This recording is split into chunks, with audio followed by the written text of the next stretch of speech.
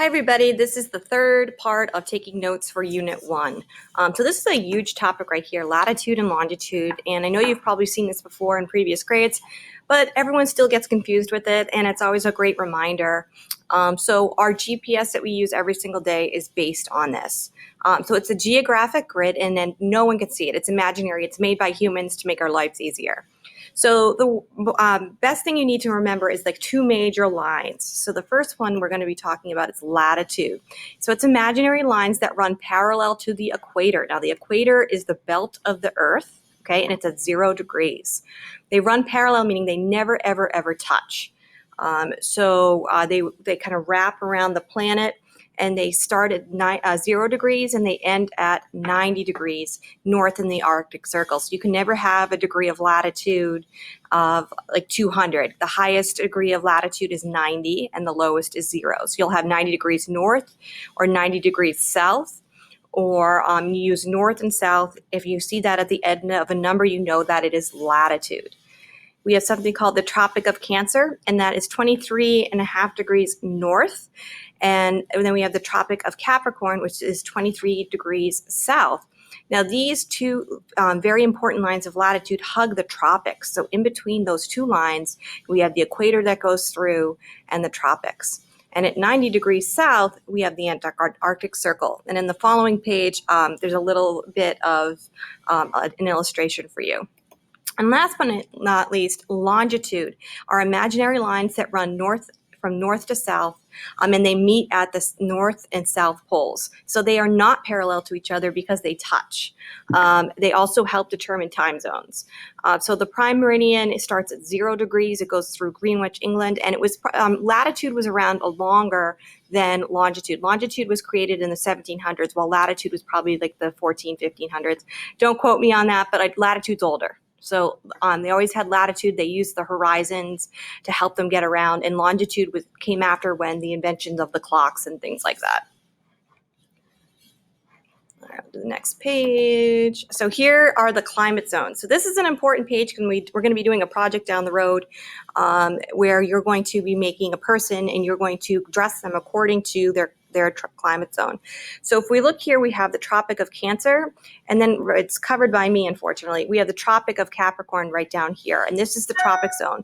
So the majority of warm weather and things like that happen here, and then we live in the north and the temperate zone. So most of North America is in some sort of temperate zone, and like Florida and things like that are in the tropical zone, and then parts of South America and parts of Africa and Asia are in the tropical zone. So it's kind of, if we took a world map, so the majority of people live in the tropic zone, temperate zone, and very, very few people live in the polar zone because depending on time of the year, you might not get any sunlight at all.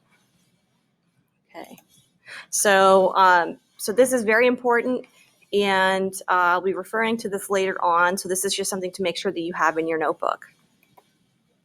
All right, so we're going to start. This is geography here. And geography is the study of Earth and the ways people interact with it, okay? So geography is a social science, and we're going to be talking more about social science coming up. It helps explain the way people, it helps explain how people live. I actually know someone who has a doctorate in geography or a master's degree in geography, and it's all about basically why do people make the decisions they are based on their surroundings. So it's a science, a social science, and it helps us explain why people are living where they're living, or why should we build where we're building, or why did certain things happen. A lot of times people have wars over just water, not having enough water to drink. So geography does affect a lot of what's happening in the world.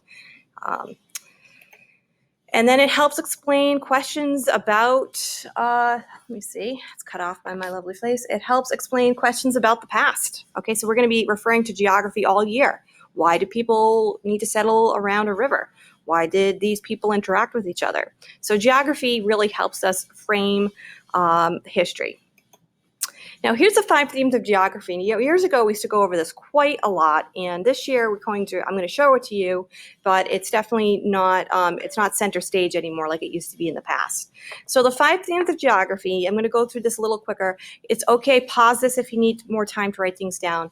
It's used to organize information, and it helps explain places or events. Now, there's 5 themes, and we use this. The first theme is location. We have absolute location and relative location. Absolute is like GPS, exact.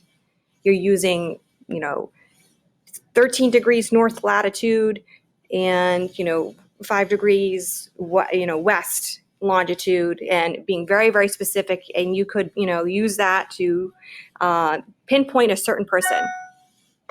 Then we have relative location, and relative location is in relation to other places. This is what we use when we're giving directions, like, Mrs. Auger is in room 109 in the desk, near the window. You also can use the compass rose, like I am north of this, I am south of this. A lot of times people use the compass rose when we're in, or landmarks when they're using relative location. Place is it could be physical or human. Okay, so it's how you describe the location. So you can describe the place by what it looks like, what kind of climate there are, bodies of water, or what kind of people are there. What's the language? How are the people? What's their culture?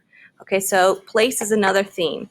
So use these notes, read them, and we'll be going over this some more too if you have any more questions. So first theme is location, second is place. Place is a huge theme. You can spend a whole report just writing about the climate and the landforms of a certain area. And then like location is a very short theme. You would just put where things are. A place, a lot of information can fall under the category of place. Human environment interaction is how we use or abuse the earth. It can be positive or negative. This is a big theme too, which is how we adapt to the earth, and how are we abusing the earth. So this is another theme that we go through and is very, very pertinent today. Then the next theme is movement. Movement is how people, ideas, and goods are linked to each other around the world. Now, this is a very, very important theme as well. This is, very much how ideas spread, how diseases spread, so how fads spread. It's a migration of people and ideas. And the last one is regions, and that is multiple areas with something in common. Okay, it could be physical regions or human regions. So it could be do something with, the mountain range or the Northeast, or it could do something like, Red Sox Nation. It could be something to do with, the Bible Belt, or it could be something to do with how people, New England. Okay, so has all these. It's just a way to make categorizing and organizing people a little bit easier. So this is it for the Unit 1 notes. Feel free to pause and go back. We will be having more information that goes along with these notes, but we will be having a test at some point, and I do give open notebook tests. So it's super important that you make sure that you have all of your notes in order. They're in your notebook, because at the end of the unit, you might not remember what you did 2 or 3 weeks ago, especially with, I know we're all busy. So I do give open notebook tests, so make sure your notes are in order. Okay? All right. And feel free to email with me with any questions.